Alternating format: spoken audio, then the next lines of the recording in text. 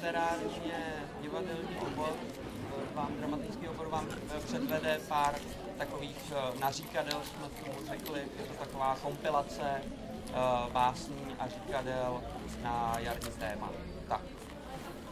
Tak si to užijte. Otvírání, studánek.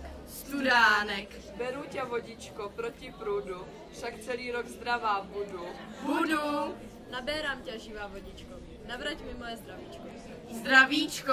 Studánko hlubánko, studánko rubínko, buď vždycky čistá a pro zdraví jistá. Vodičko čistá, tečeš z hor bystrá, omývaj břehy kamení, očist nás lidské Stvoření. Vždyť každá studánka v lese na hladině nebe nese.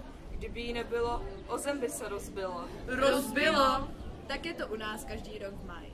Děti studánkám prameny, jak srdce zemi otvírají, aby i na horách byla hojnost Úrody. Poslední den v máji studánky tu svátek mají. Aby pramen uživil potoky a řeky, z hlubin vynesl písek měkký a bystřiny jim překlenul Na brody. I studánky musí být v máji čisté, tak jako děti vy jste. I jim se stýskalo už po jaru.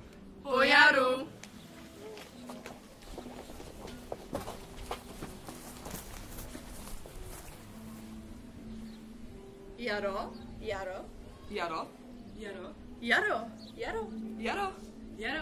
Květen. Duben. Mokrý duben přislibuje dobrou sklizeň. Dubnový sníh rodí trávu. Březen, za kam navlezem. Duben, ještě tam budem. Suchý duben se tak nemiluje, mokrý ale sobě pochvaluje. Mokrý duben věští úrodu, suchý předpovídá nehodu. V dubnu čas a panský kvas. Když duben laškuje, bývá mnoho sena a obilí. Kolikátého dubna zasadíš stromek, tolikátého roku ti ponese ovoce. Mokrý duben přislibuje dobrou Za kam sklizeň. navlezem. Duben, ještě tam budem. Mokrý duben věští Duben úrodu, laškuje, suchý předpovídá nehodu. a obilí. Mokrý duben přislibuje dobrou sklizeň. Dubnový sníh rodí trávu. Březen, za kam navlezem. Duben, ještě tam budem. Suchý duben sedlák nemiluje, mokrý ale sobě pochvaluje. Mokrý duben věští úrodu, suchý předpovídá nehodu. V dubnu čas a panský kvas. Když duben laškuje, bývá mnoho sena a obilí. Kolikátého dubna zasadíš stromek, tolikátého roku ti ponese ovoce. Mokrý duben přislibuje dobrou sklizeň. Dubnový sníh rodí trávu. Březen, za kam navlezem. Duben, ještě tam budem. Suchý duben sedlák nemiluje, mokrý ale sobě pochvaluje. Mokrý duben věští úrodu, suchý předpovídá nehodu. V dubnu čas a panský kvas. Když duben laškuje, bývá mnoho sena a obilí. Kolikátého dubna zasadíš stromek, tolikátého roku ti ponese ovoce. Apríl!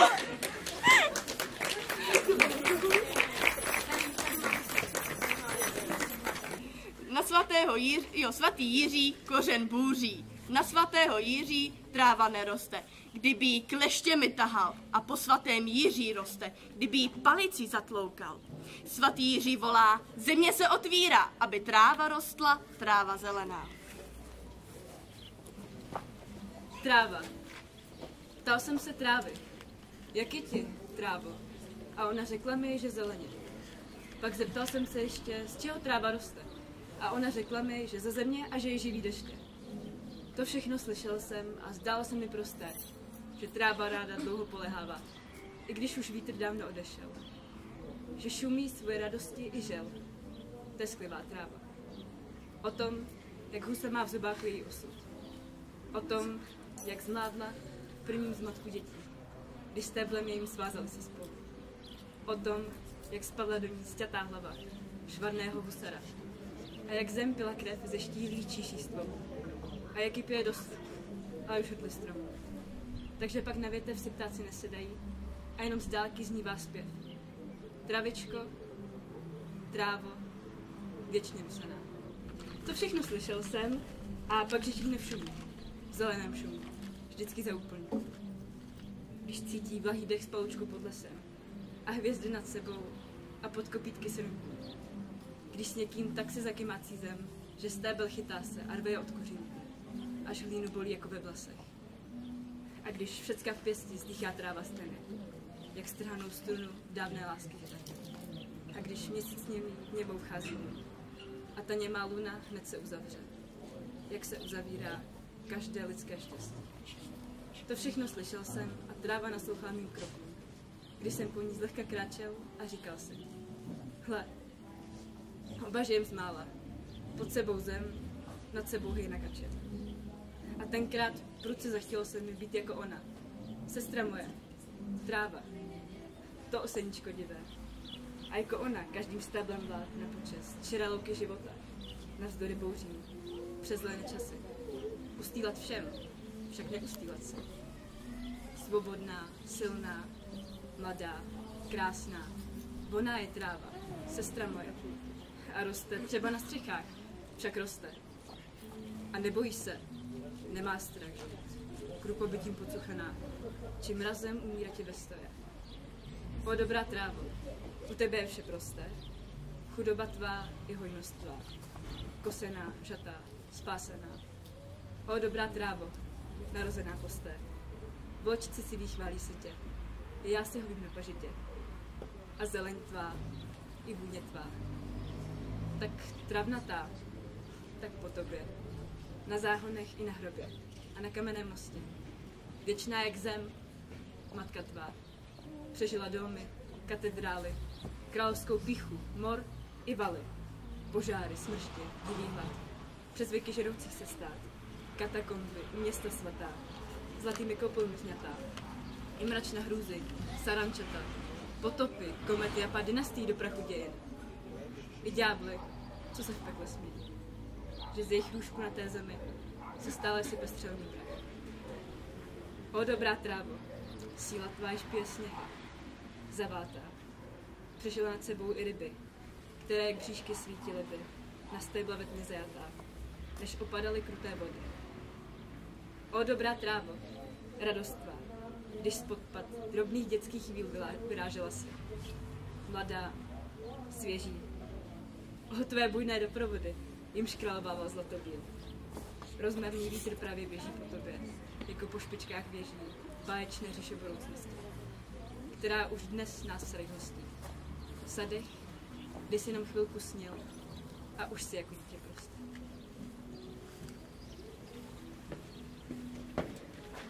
Dobrý sadař. Sadař má skácet starý strom. Prohlíží si svůj sad. Nevidí žádnou radost v tom. Ne, nekácí on rád.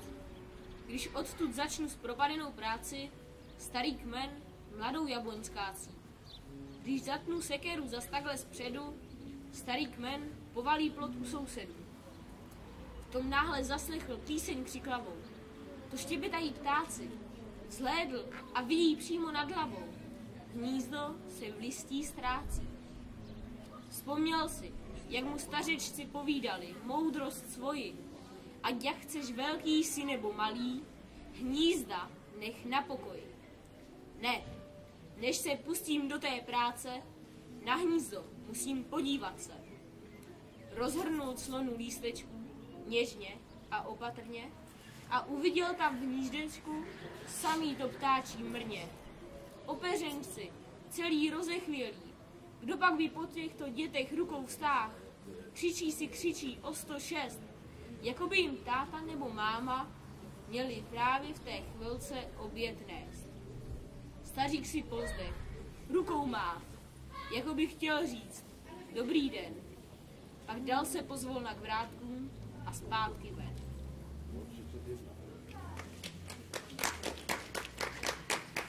Svatý Jiří vstává, zem odemykává, aby tráva rostla, travička zelená, růžička červená, fiala modrá, všelijaké kvítí, na věnečky vítí. Na svatého Jiří vylézají hadi, štíři a ještěrky. Ještěrka. K jednomu chudému člověku se naučila chodit ještěrka. a on jí nechával drobečky ze stolu. V tu dobu velice zbohatl a všechny jeho činy provázelo štěstí. Ale náhle na ještěrku zanevřel a ranil ji sekerou. Krátce potom upadl znovu do bídy. Z toho pochopil, že všechno bohatství dostal za dobrotu a štědrost, kterou prokázal ještěrce. A teď se všechno obrátilo v prach. Hluboce křivdy litoval a prosil, aby mu odpustila. Odpustím, až si mi rána zhojí, řekla ještěrka. Ale lituj, nelituj. Jizva mi bude stále připomínat, abych ti vícekrát nevěřila. Třeba, že se s tebou udobří. Nikdy nezapomenu na tvoji sekeru. Koho škoda, toho i vina. Kdo jednou ublíží, marně slibuje věrnost.